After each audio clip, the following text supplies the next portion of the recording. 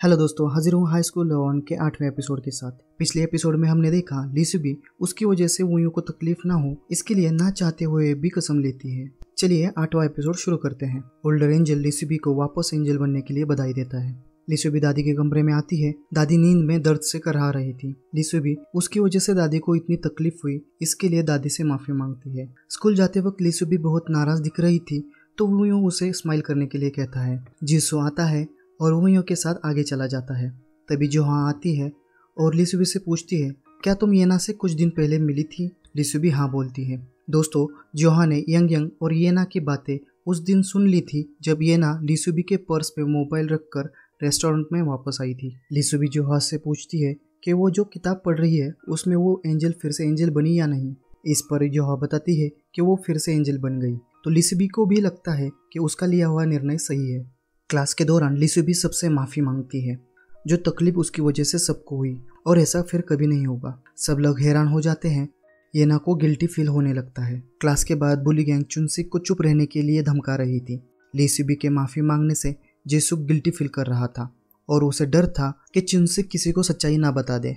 जेसुक ब्योंगुक और ताएहो को चुनसिक को पीटने के लिए कहता है। वो दोनों चुनसिक को पीट रहे थे तभी लिसुबी आती है और उन्हें रोकने के लिए कहती है, पर फिर भी ताएहो चुनसिक को मारने लगता है। लिसुबी अपनी शक्तियों का इस्तेमाल करना चाहती थी पर वो अपने आप को रोक लेती है। जेसुक उसके पास आके उसे छूने वाला था तभी संग्योल उसका हाथ दूर कर देता है। उनकी लड़ाई रोकने के लिए लिसुबी बीच में खड़ी हो जाती है। तभी सीटी बजने की आवाज आती है। बुली गैंग को लगता है कि पीटी टीचर आ गए और वो वहां से भाग जाते हैं। वो सीटी जोहा ने बजाई थी और झगड़ा होने से रोक देती है। अगले सीन में हम देखते हैं संग्योल लिसुबी से माफी मांगने का कारण पूछता है। लिसुबी बताती है, कभी कभी झूठ बोलना जरूरी होता है पर वुयो और तुम्हें मुझ पर भरोसा है, यही काफी है। दूसरी तरफ जोहा क्लास टीचर को सारा सच बता देती है। क्लास टीचर को बहुत दुख होता है कि लिसुबी की कोई गलती ना होते हुए भी उसे माफी मांगनी पड़ी और उन्होंने लिसुबी पर भरोसा नहीं किया। अगले सीन में हम देखते हैं वुयो झगड़े की वजह से सस्पेंडेड था तो वो क्लास अटेंड नहीं कर रहा था। संग्योल वुयो के लिए नोट्स लेके आता है। लिसुबी और संग्योल क्लास में वापस जाने लगते हैं पर वो एक दूसरे के बहुत नजदीक चल रहे थे। ये बात वुयो को पसंद नहीं आती तो वो जादू करने की एक्टिंग करते हुए कहता है, एक दूसरे से दूर हो जाओ। ना जाने कैसे उसका जादू काम कर जाता है और संग्योल फिसल कर गिर पड़ता है। दूसरी तरफ दादी फिर से जिहे से मिलती है। वो जिहे को वुयो का ख्याल रखने की रिक्वेस्ट करती हैं पर जिहे मना कर देती हैं। तो दादी उन्हें धमकी भी देती हैं कि वो ऑफिसर वुजिन और संग्योल को बता देंगी कि वुयो उनका बेटा है, पर फिर भी वो मना करके वहां से चली जाती है। लिसुबी और वुयो घर आते हैं। दादी के साथ खाना बनाते हैं। खाना खाते वक्त दादी वुयो को रेस्टोरेंट बेचने के बारे में बताती हैं। वुयो के पूछने पर वो अब रिटायर होना चाहती हैं और दुनिया घूमना चाहती हैं, ये बताती हैं। वुयो उनके निर्णय का स्वागत करता है क्योंकि उसे भी दादी की तबीयत की चिंता है और वो खुद काम करके दादी को संभालने का वादा करता है।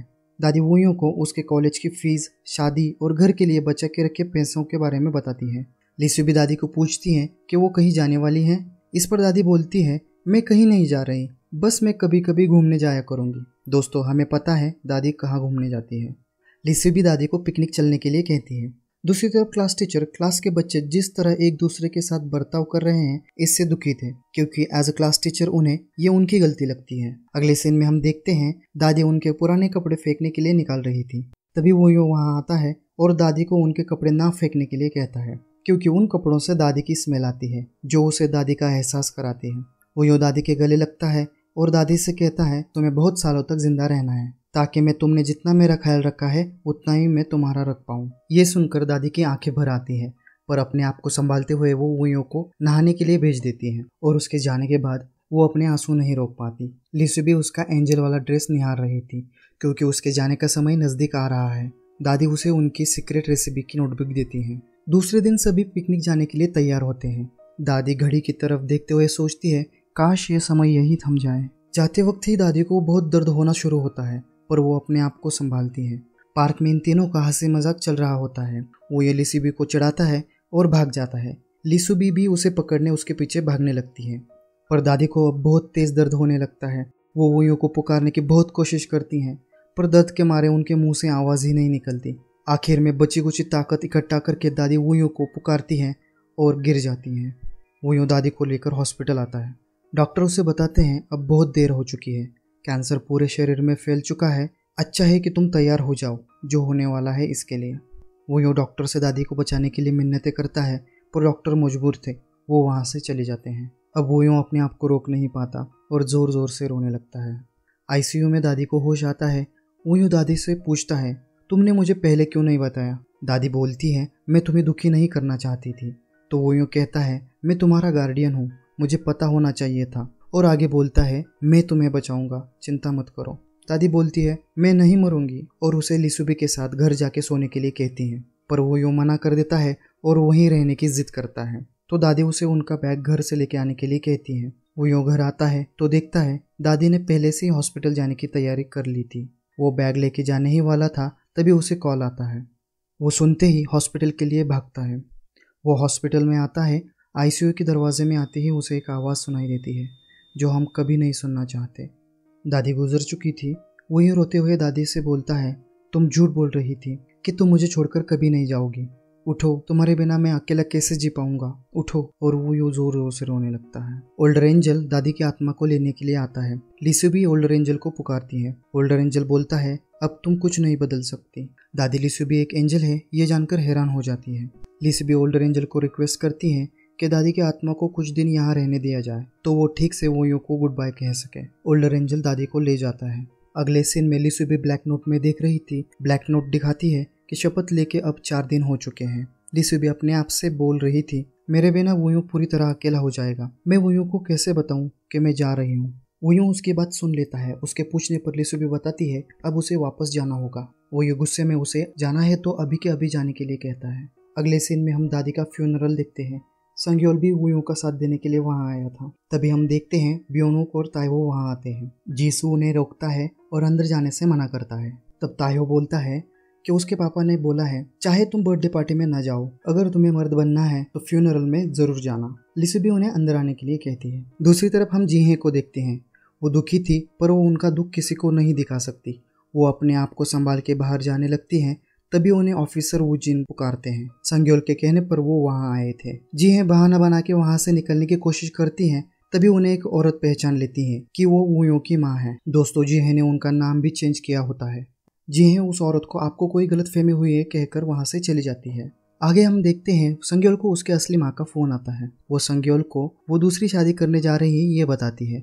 इस पर संग्योल गुस्सा हो जाता है और बोलता है, तुम्हें और पापा को सिर्फ अपनी खुशी की पड़ी है। अगर मेरे बारे में सोचना ही नहीं था तो पैदा क्यों किया। ये बात जीहे सुन लेती है। दोस्तों, संग्योल की कही बात जीहे पर भी लागू होती है। अगले सीन में ओल्डर एंजल दादी की आत्मा को वुयो से मिलाने ले आता है। वुयो अपने आप को दोषी मान रहा था क्योंकि उसे पता था दादी बहुत सारी दवाइयाँ ले रही हैं। फिर भी वो दादी को अलग अलग कारणों से सताया करता था और अपना सिर दीवार पर पटकने लगता है।